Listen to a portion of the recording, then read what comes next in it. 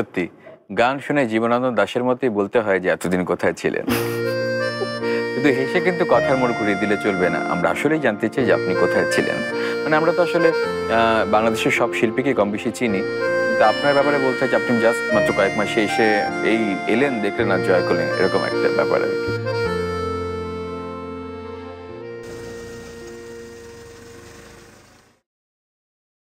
এমন প্রশ্ন আমাকে আগেও শুনতে হয়েছে। আমি যেমনটা উত্তর সবসময় দিয়ে এসেছি, এবারও তার ব্যতিক্রম না। আমি আসলে প্রস্তুতি নিচ্ছিলাম। প্রস্তুতি? আসলে গানের জন্য কিন্তু প্রস্তুতির বিকল্প কোনো পথ নেই। তা না, আমি শুধু গানের জন্য প্রস্তুতি নিচ্ছিলাম না, আমি আসলে প্রস্তুতি নিচ্ছিলাম এই সময়টার জন্য। এই সময়ের জন্য? আমার জীবনের জন্য এই সময়টা একটা বিশেষ সময়।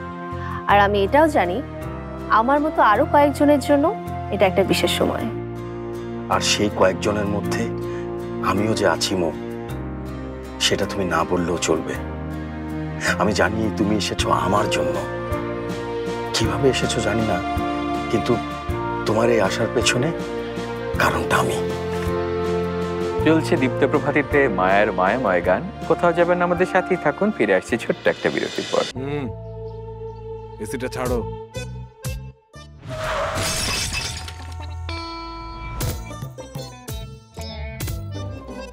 চোখ বন্ধ করে সবার উপর এরা না অ্যাড দেওয়ার সময় পেল না। শুধু ভরসা করা যায় কাজী ফার্মস কিচেনের খাবারের কে রে মেয়েটা? পণ্য উৎপাদন থেকে শুরু করে এই যে এখনই শুরু হবে, দেখো না। পর্যন্ত আমরা চোখ কান খোলা রাখি সব সময়, তাই চোখ বন্ধ করে কাজী ফার্মস কিচেন।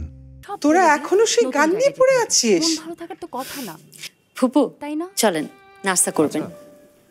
আরে এখনই শুরু হবে তো অনুষ্ঠান। চুপ কর, নাস্তা করবি আগে। এই গান নিয়ে পড়ে থাকলে হবে? আর আমাদের জন্য শাম্মী, ইমরানের আসতে কি দেরি হবে?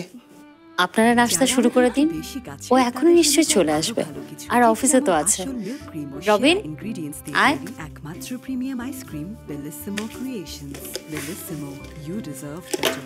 ফিরে এলাম বিরতির পর। দেখছেন দীপ্ত প্রভাতী, আমাদের সাথে আছে সঙ্গীত শিল্পী মায়া।